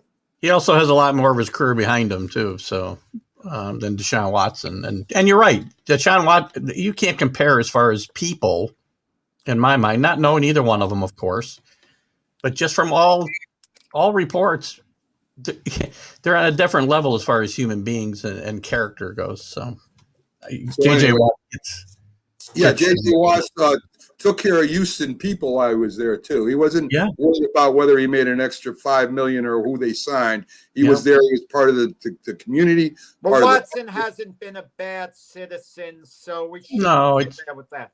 Except for this part. Again, disgruntled employees cause lots of problems, right? In any walk of life, and including. But he's not disgruntled during the season. This is the off season. If you're going to be disgruntled, now's the time to do it. It's not like he's showing up and becoming a hindrance to the team. It does hurt your stock. Mac is right. It hurts your stock when you know, in your eyes of these other teams, when you who knows what he'll complain about next? What does he want control over when he gets to a new team? And let's take it a step further, Keith and Jack, right? Who wants to come play for Houston now? You got a quarterback that wants to leave who hates the organization. So how can you go to free agency or even get trade packages when the person who is leading your team is saying they want out? So you are hindering the process, Jack. No one wants to play for Houston because of they're an inept organization. This is an organization that gives DeAndre Hopkins away for less than market value. The GM, functional. The GM, fired a PR person who the respected J.J. Watt said was doing a great job for the organization. And that GM's gone. He's gone, and he got a new coach. So I mean, what else can you do, Jack? You can't undo what happened. Right. That's like going back in and suspending a college team because the team 5 years ago that had no players on it cheated. So you're gonna punish the new team for something that happened in the past. I mean, look, Jack, I understand somewhat of what you're saying, but I don't think any team that can afford Deshaun Watson would want to go to. So I think that's the big problem there right now. You know how happy I am Adams did not even make it in the playoffs this year? I am so happy that kid from the New York Jets they made the playoffs. They got beat. Yeah, they got their butts whooped. And let me tell you something else. And let me tell you something else, Jack. Let me tell you something else. Well, all the crying he did because the GM was listening to offers, he sure wanted out there and drove them crazy. He was so hurt that the Jets wanted to take calls on him about the possible trade. And when they didn't trade him, he got mad and ended up causing a trade. That kind of guy I would never want on my team, Jack. Never. His was a money issue. Deshaun Watson's situation has nothing to do with money. Well, somebody's got to pay him. Or causes stress within the organization, no matter. He has his contract. Deshaun Watson could just collect his check and not care, but he does care. Right. One question on the Patriots for you, Keith. Sure.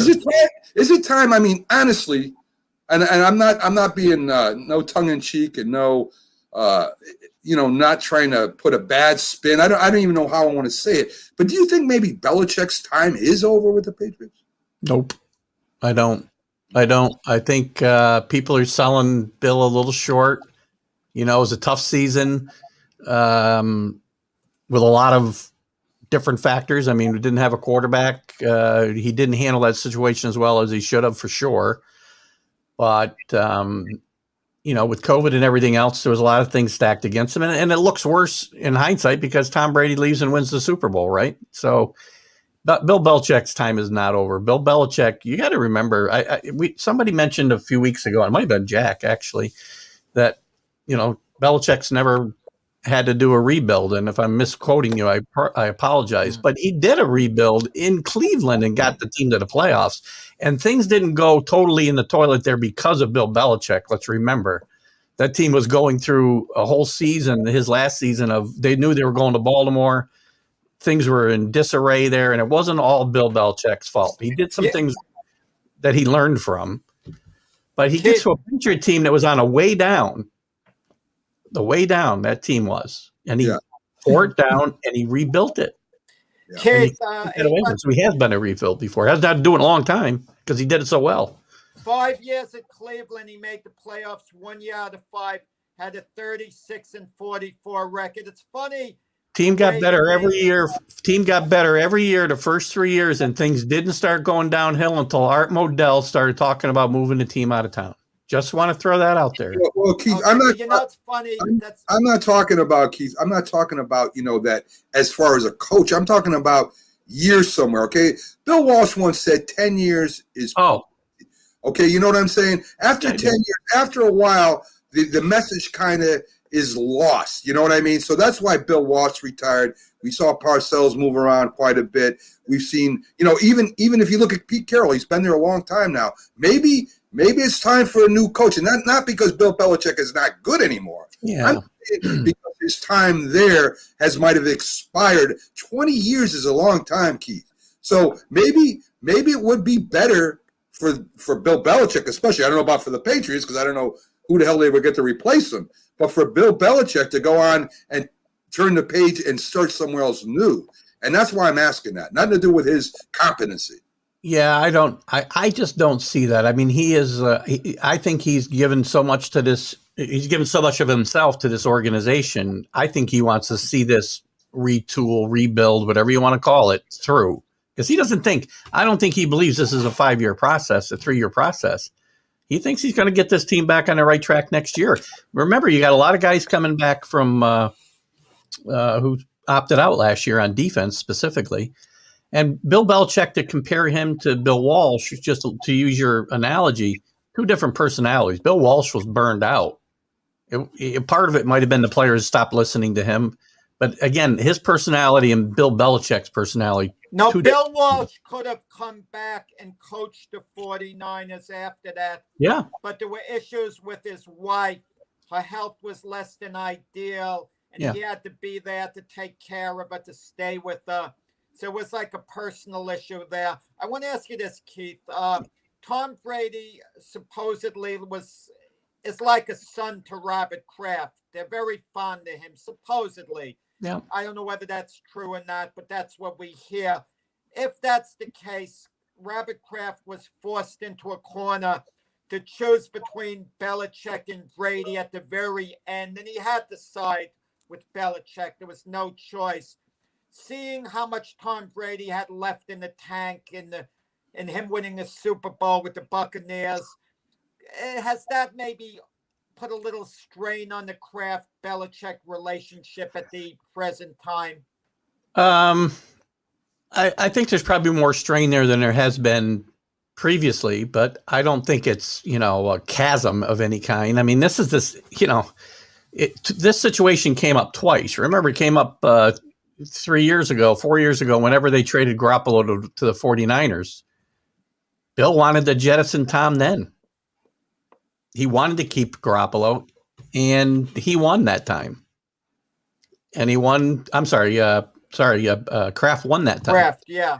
And Belichick lost. If you want to use win and loss analogies, this time, look at Tom Brady went and won a Super Bowl in Tampa Bay. New England was not winning a Super Bowl this year with Tom Brady. They just weren't. The talent wasn't there to do it.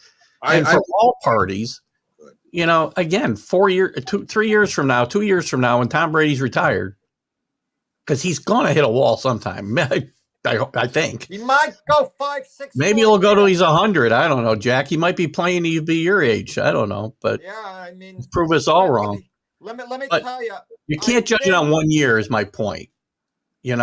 I don't think Bill Belichick is wrong for wanting to move on because, again, lots of money tied up in that position. Listen, who said Bill Belichick wanted to move on? Tom Brady wanted to move on. Tom Brady's the one that wanted out. Bill I think Belichick. it was, Listen, Keith. Bill yeah, Belichick, that's a mutual divorce, though. Believe me. Bill Belichick didn't say get the hell out. It didn't happen. Well, Tom you know, Brady.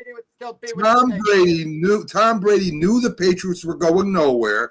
He had a problem. They didn't sign him to an extension, which he wanted to do in the beginning. He knew the team was going down. He wanted out. He wanted a better contract. He wanted a better situation. And Bill Belichick probably agreed with it. But it's not Bill Belichick wanting to get rid of Tom Brady. I don't think that's true. I don't think so. He didn't have a backup. I don't think anything is wrong in what you said there, Mac, but I don't think that Bill Belichick was going to, pull out all stops to keep Tom Brady. Well, that would have to been Kraft. Kraft would have. He offered him a contract that he knew Brady wasn't going to accept, so He didn't care if he left. And again, remember, he wanted to move on from him before. And I think Robert Kraft, it came down to this. As fond as he was at Tom Brady, he had to make a decision. And had he stood 100% behind Brady, and insisted Belichick accommodate him, the offense, this or that, he risked losing Belichick. And I think Belichick had more value to Kraft at that point. He probably thought Brady's going to play 1-2 years at most. And no one could foresee, Brady winning another Super Bowl. No. But I could have foreseen it this year. I could foresee it 1 year, but again, let's have this conversation next year or 2 years from now, and then let's see where we're at. It's unfair to judge, this breakup and who's going to win this breakup by this 1 year, because this whole year has been an aberration anyway. But even if Belichick wins a couple of more Super Bowls, Brady's validated no matter what he does going forward because they won a Super Bowl. And Belichick's a great coach. I don't think that. Should question that at all. I don't think either one of them's got anything to validate at all. There you go. In fact, I am so tired of the Brady Belichick. I'm just. Yeah. Let's push on, Jack. The Knicks. I had a story, a nice little story, Mac. What's that? Very quickly, when Belichick was the coach of the Cleveland Browns, the name Brady haunts him. They were all set the Cleveland Browns. They were drafting a great tight end out of Penn State, Kyle Brady. They had the uniform all made up. The announcement, they were going to exhibit the uniform with Brady on it. The Jets went one pick behind Cleveland, unforeseen in all mock drafts. They drafted Kyle Brady. No one saw it coming. And reportedly, Belichick was completely disgusted with that Brady being snatched away from him. Oh, there you go. That's it. When he was with Cleveland. Okay. So with the Knicks, they're sitting right now in 6th place. They had a huge win last night, Keith, right? Nice win, 140. Man, the offense went nuts last night. Randall does his thing as he's been doing, very consistent all year. Gets his 21 points. I think he had 9 rebounds, if I'm not mistaken. Yeah. They had Rose was the point guard at the start of the game. Quickly comes in and gets 25 off the bench. Now, Jack made a great point, and I agree with him. Very rarely do we totally agree on something, but I agree with what he said about Quickly. I don't know if Quickly is a point guard. He might be a shooting guard, Keith. He might be a multi-guard. I don't think he's a pure point guard. I think he's kind of a combo. And again, a lot of point guards are today, right? Years ago, point guards didn't score like they score today. So I think he can play the position, but I think you can play him at either spot. And you guys know how I feel about Quickly. I've been talking up Quickly before the season started, man. He is the steal of the draft. I will stand by that for quite a while. And he's just had some electric nights. And the Garden now with fans in the stadium, in the in the building, as small as a crowd as it is, they were just chanting his name last night to get him back in the game. Even chanting MVP, which is a little, Keith, I think much, quickly is a little too early to tell. He reminds me of Dennis Smith Jr. with Dallas when they drafted him. Dennis Smith looked like he was going to be a really good, solid NBA player. And it hasn't turned out that way. We need a little more of a body of work with Quickly. Well, no, I don't disagree. He's been a bit inconsistent, to be fair. For a rookie, yeah, I expect rookies to be inconsistent. But again, you need that kind of electricity coming off the bench. And he's not going to come off the bench for long if he keeps up the way he's playing, obviously. But that type of electricity he brings to the team and electrifying the crowd. Again, you're going to have off nights as a rookie. I still think, yes, small body of work, but. Well, you're right what you said about him maybe being the steal of the draft where they drafted him. You're completely right. But what about Toppin? Is he the whiff of the draft?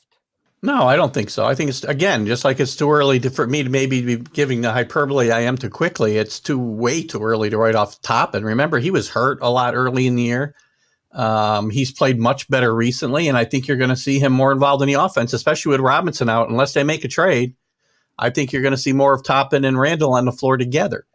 And Toppin has shown more versatility recently too, being able to play more inside and not and changing his game up a little bit. So I think Thibodeau is getting some confidence in Toppin, and again, you're going to need to play well in practice to play for Thibodeau. And by all accounts, he is making progress, and he's liable to be more of a work in progress than say Quickly anyway, because big men sometimes take time to mature at the NBA levels. The great ones can come in and do it right away, but some guys got to fill out, get some muscle on them, learn the game and the speed and the strength and the difference between playing at Dayton and the NBA has got to be huge. No doubt.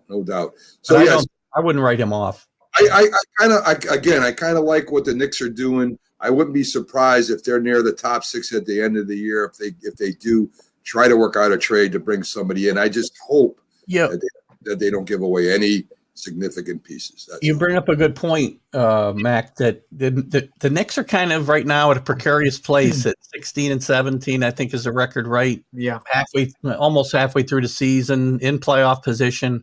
So the question becomes, do you put the process over the playoffs? Do you put the playoffs over the process? Do you try to do both? Which I think that's the direction they're going to go. And I hope they go, because I think you can do both. I think you can continue to get these kids moving in the right direction and still make a push for the playoffs and maybe even win a round. Who knows? You don't know. We'll see, Keith. I really think when you make a move like that, it's going to hurt something. You can't have your cake and eat it too. So, well, I don't want them to trade a bunch of assets. Don't get me wrong. Right. And I'll tell you, there's talk of Bradley Beal maybe working out a deal. If you've seen the way the Wizards have been playing lately, they've been playing really, really They have played well, yeah, he's a great player, and I love his game. I know that, we talked last week about you feeling he was, Carmelo Anthony, because I said Carmelo was a black hole, but Beal moves the ball around. He averages 5 assists a game, and he rebounds a bit. I don't know. It's just going to take a lot to bring him in, and I worry about breaking up this core.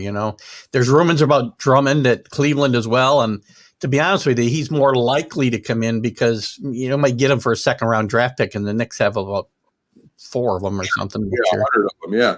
And, but he's problematic as well because he's going to clog up the middle. And I think the Knicks can survive until Robinson gets back with Noel and Gibson, myself, because all they want is guys to rebound and they don't take jump shots. They don't put him in the offense. If you bring in Drummond, then you gotta put in plays for him too. Yeah, I agree with that. So let's jump to the Big East real quick and give a quick rundown. And in the Big East tournament? I forget. Is it the top 8 teams that play, Keith, or is it top 6 teams? What is the tournament exactly? I believe everybody will be in there. There could be a playoff. Did I lose you? No, you're still trying to get the right mouse working here. Working multiple mouses, I sometimes grab the wrong one. I'm pretty sure they'll all get in. There may be a playoff game. I can't remember now. I'd have to look at the bracket. Okay. But everybody gets a chance to get into the tournament, I believe. So I think the lowest team is like at 6 wins or something. That would be ridiculous. But anyway, we got Villanova. Well, most conferences, everybody gets in the conference tournament. So, okay. All right. There may be play-in games to get to the actual tournament itself. Yeah. Okay. But they all have a chance to do it. And if I'm correct, you there's not a limit to how many teams going from each division to the NCAA. I think the conference winners are almost automatic, right, Keith? They go in. The conference champs. Every conference and every conference with the Ivy League out, they're all conference tournament champions, right? Not regular season. There was some talk about, and I kind of wish they went this way because of the COVID situation, that for this year, I would like to have seen them make the regular season conference champions get the automatic bid. Right. Just because we don't know what's going to happen with the tournaments, and staying healthy. They're talking about putting Duke in when they don't deserve, but that's another story. They've got on a little run here, so they're back on the bubble. Big East, Villanova 15-3. Creighton is 11-5. No, or 17-5. I can't remember writing sometimes. And followed by Connecticut Xavier, St. John's, Providence, and Butler. I think Butler's the one with 6 wins, if I'm not mistaken. Or 5. Butler has 7 wins. DePaul's the worst team. They have 2 wins in the league. 6 wins overall. 4 wins overall. So it's a good chance that any of those top 4 teams might have a shot at making the big dance, the March Madness. I would say that the Big East is going to hover between 3 and 4 teams. Villanova's in, Creighton's in, no matter what. Right. Seton Hall's probably in now. And then UConn and Xavier probably have some work to do. St. John's probably played themselves out of the tournament the last week because they lost to 2 of the teams we just mentioned at the bottom of the league, Butler and DePaul. But again, they could get in if they win their last 2 games. I mean, they play in the regular season. They finish up with. I made a note here. Where the hell is it? They finish up with Providence and Seton Hall. Now, if they were to win both those games and then get, I don't know, to the semifinals of the tournament, maybe they get back on the bubble. But it's going to take a lot of work. Yeah, I agree with. I agree with that. Big national story is going to be, is Gonzaga finally going to win an NCAA title? They've been elite for so many years. They're really, really good. This is the best team they ever had, for sure. And it's a shame that it's happening in this season because we missed out on some good matchups during the regular season that Gonzaga would have played against Baylor, for instance. I'd like to see if you've watched them, they're really good. Keith, I hate the one and done for the elite teams entering this tournament where they have to win 6 games in a row. I think the teams that compile the best records, maybe they should have a best 2 out of 3 or something at the end. Well, I mean, you've got time constraints, and I think one of the things that is really attractive about the tournament is you have to bring your A game every night. You got to win those 6 games in a row. And some of these teams, they've got to win more than that. They got to win 10 games in a row because they got to win their conference championship just to get to the NCAA. So, and that's why the tournament is so popular because of that. And I agree. And Cinderellas can make a run as long as they can, take advantage of that one time or 1 in 100 time that you can beat a team. There you go. And you know what? Blue Bloods, most years of Blue Bloods, the really good teams, the first 2 days of the tournament, you see a bunch of upsets and 15s over 2s. We've even got a 16 over a 1 in recent years, Virginia losing. But by the time you get to the regional finals and the Final Four, more often than not, the best teams are there. Yeah. Every once in a while somebody sneaks in like a Butler or VCU, or George Mason. But most often the better teams are going to be there at the end. And that's what's fun, though. Those upsets are really what's fun about those first couple of days of a tournament. Yeah, and I mean, you can be lucky and win picking those brackets instead of being an expert or so-called expert. Exactly. Even makes it fun. There's 3 teams I'm going to be looking for in the NCAA tournament, Keith. I love USC. I think USC has a very strong team this year, and I like both Texas teams too. That just played each other recently. Both went in overtimes. I think those 3 teams. If you're looking for a dark horse, I think USC could be a dark horse this year. USC, I did have as one of my dark horses, and I talked about it on my show with Dick Weiss last week. Who knows? There's nobody knows more about NCAA basketball than Dick Weiss. I think you guys have had him on too. Yeah. And he liked USC, and I like USC as a dark horse. Now, they had a tough loss to Colorado the other night. And the league's not that strong this year, the Pac-12, but I like their chances. The 2 Texas teams, Texas really got off to a strong start, and then have stumbled recently, had some pause. Everybody's had pauses, right? But it hurts some teams more than others, and they've kind of fallen back. But again, if they get back to that early season rhythm, they could certainly make a run. Texas Tech has had a real good team for the last couple of years as well. I mean, a team I liked as a dark horse was Iowa. They got their doors blown out the other night by Michigan. I like Fran McCafferty. He pitched. Good grief. He coached here locally at Siena did a great job. Got Siena. He was a pitcher too, Keith. He was a pitcher one day at one point. Yeah, yes. in Little League. Danny Ainge was a pitcher too. Yeah. I think yes. Good. But Iowa doesn't play enough defense. I'll give you a team that really is not getting talked about, and I don't know why, is Florida State. Really good. ACC's down this year as well. You talked about Duke. North Carolina's not playing well. The league overall is not as good, but they were really good last year.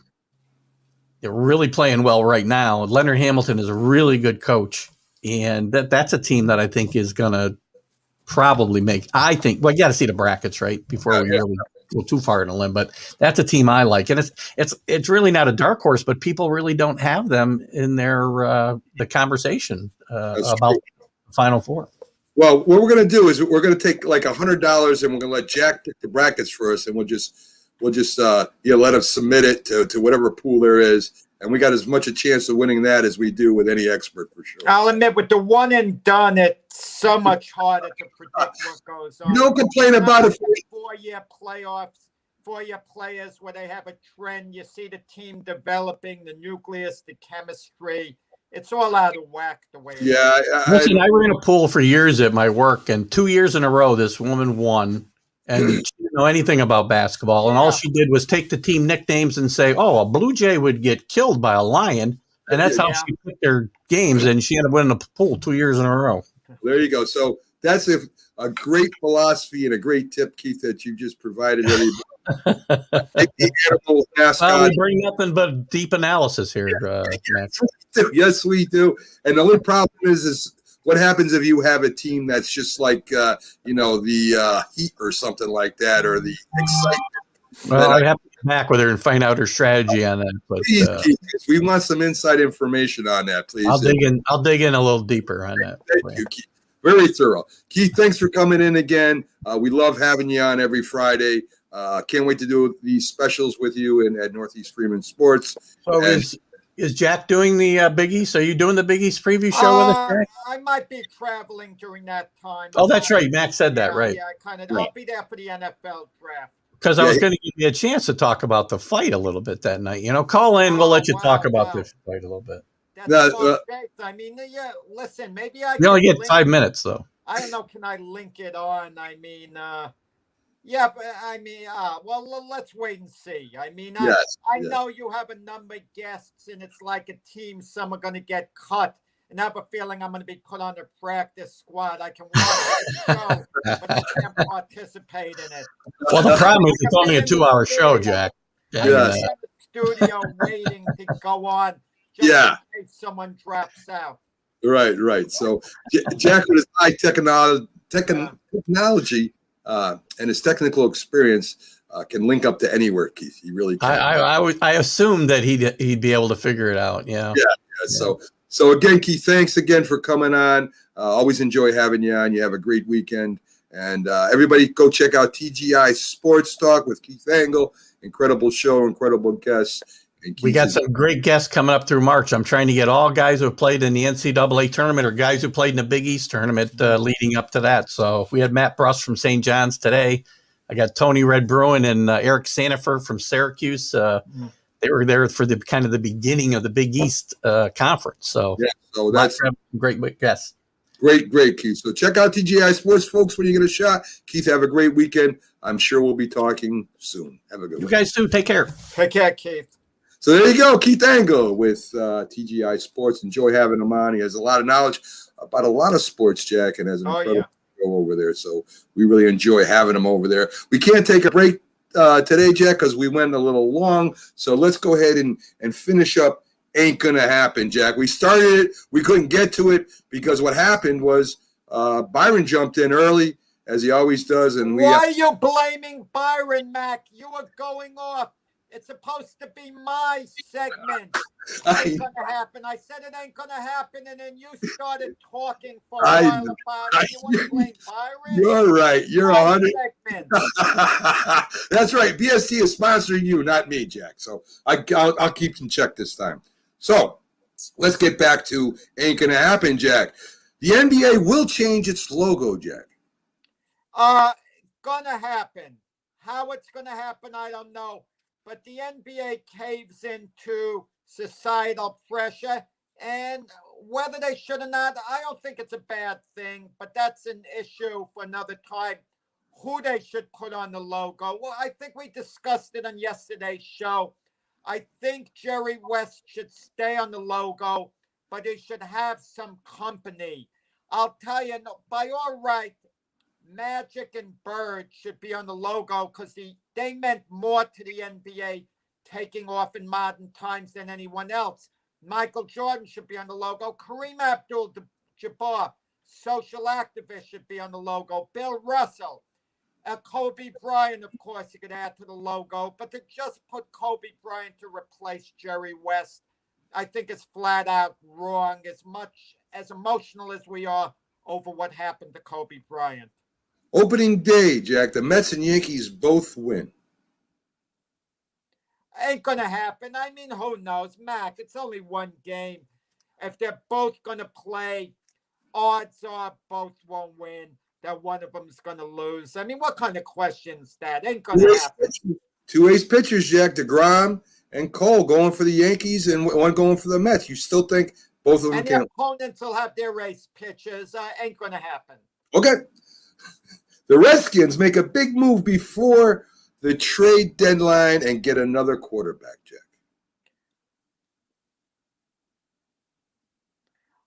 Wow.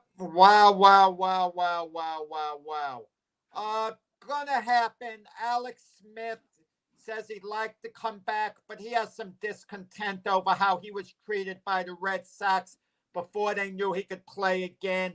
I think the Red Sox are thinking more long-term. It's going to happen, but who exactly are they going to get? I don't know. I don't know, but it's going to happen one way or the other. So the Washington team, I call them the Redskins because we forget. I'm so old school. Years and years of football. No disrespect intended. Not at all. Not at all. And we sometimes forget. No doubt. Iceman John Scully does an exhibition fight for big money, Jack. Ain't going to happen. No one's paying Scully. He's going to get big money when he's fourth in his prime. Who the heck's going to give John Scully big money? It's not you and I love John. Come on. Yeah, you know how much Scully big money. What's big money to John Scully? Well, and getting a stake. I don't know. I mean, maybe he fights done again, Jack. Who knows? I mean, we never know. But you know how Scully feels about exhibition fights, so that won't happen. Just because. It ain't gonna happen. Okay. J.J. Watt becomes the Green Bay Packers' next version of Reggie White, Jack. Ain't gonna happen. It doesn't mean he's not going to go to the Packers. But Reggie White, you're talking about a legendary lineman. J.J. Watt is still a very good player. He's maybe a shade past his prime, so he's not going to be as good as Reggie White was in his prime. But I think he is going to wind up going to the Packers for one reason or the other. And I think he'll, provide great leadership, but another Reggie White ain't going to happen. Okay, Ain't Jack. gonna happen with anyone. I had to get it in, Jack. I mean, we're running out of time, but I still think we got to do the trivia as much as possible. So, Keith, what do you mean, Keith? Jack, who was the TD record? Peyton Manning broke the TD record for 1 year with 49 touchdowns. Whose record did he break? I believe it was his idol's record he broke, Dan Marino. You are correct, Jack. There you go. That's Peyton's second favorite quarterback. Of course, he has to say his dad's his favorite, but he loved Dan Marino. What a shame with Dan Marino. He never won a Super Bowl. How would Dan Marino have been looked at if, let's say, you flip-flop him with Troy Aikman and he'd won 3 of them or so on. But Dan Marino, one of the all-time greats.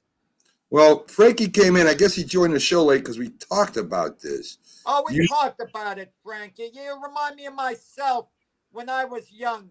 I'd come late to class. I'd ask a question, try to look smart, and then the teacher would tell me, we already spoke about that, Jack. Right. So, Frankie, just to update you and the people at home that just tuned in, I don't think Wilson will be traded. I don't think Watson will be traded. I think they will both stay with their teams, whether they like it or not, or no matter what the agents say. I don't think that Watson could go to a good team and give Houston what they want back in return. He would be traded to a bad team or not so good team, and he would not be able to prosper there either. Jack thinks maybe he'll go to Miami. It's a possibility, but I don't know if another team would want somebody who, when he doesn't get his way, thinks that he should go to the press or into social media and decide to raise holy hell. So that's just Frankie, I think he'll absolutely be traded, either Miami or the Carolina Panthers. So that's me and Jack are opposite on that. I don't think Wilson's going anywhere either. I have a feeling he's going to the Carolina Panthers. Who, Wilson? Deshaun Watson. Okay. No, Russell Wilson here. Right, Russell Wilson. I think, is going to stay with Seattle when push comes to shove, because I don't think Seattle will get a package that'll blow him away, because Russell Wilson is older than Deshaun Watson. Very he's in true. his 30s. He has a lot more mileage on him. And here's another quarterback complaining while he's going to the playoffs every year and winning a Super Bowl. I love it. So me and Jack are at odds on those on that subject, but we're at odds quite a few things, but that don't mean I don't love that big Galuka over there. So anyway, folks, we want to thank you for joining us again. Big news. We got a lot of specials coming up on Northeast Streaming Sports, which we are a member of. Don't forget the big fight of the fight of the century, the special we're doing about the first Ali Frazier fight. Great guests. We'll be having the Big East Final Four show with Keith Angle. A lot of great guests on there. The Final Four, the NCAA Championship, will be coming up in March. In April, we'll be doing the draft live from Northeast Streaming Sports, an hour before the show and all the way through the first round. So if you like Northeast Streaming Sports, like the shows on there, we're going to be having a lot of coverage of the draft. We'll even have the Philly sports guy down there live, checking in with the show, and a lot of big guests. So, Jack, a lot of things going on, Jack. Too many things sometimes for me. But you know something? I'm getting older. Maybe it's just me harder to keep up with things than I used to be able to. I don't know. Sports is around the clock. Don't try to keep up with sports. Just enjoy it, baby. Yeah, I will. I'll enjoy the best I can. Folks, again, thanks for joining in. Join us tomorrow for our debate show. This was not our debate show, even though it sounded like it. But tomorrow we have our official debate show where we have special guest Dr. Paul Semendinger, a man who knows a lot about baseball, a lot about the Yankees, and we'll have a lot of interesting topics we'll cover. So please join us tomorrow. And for you Met fans, tune in tomorrow who complain we don't have enough on the Mets. They are going to be a prominent part in our debate. They always are in our hearts, Jack. We love the Mets, folks. We love the Mets, even though we don't root for them as an official fan. But we do love the Mets. So, guys, we'll see you tomorrow, 8 to 10 a.m. Thanks for joining us again. Jack, you have a great day. Audience, you have a great day. And we'll see you tomorrow, same time.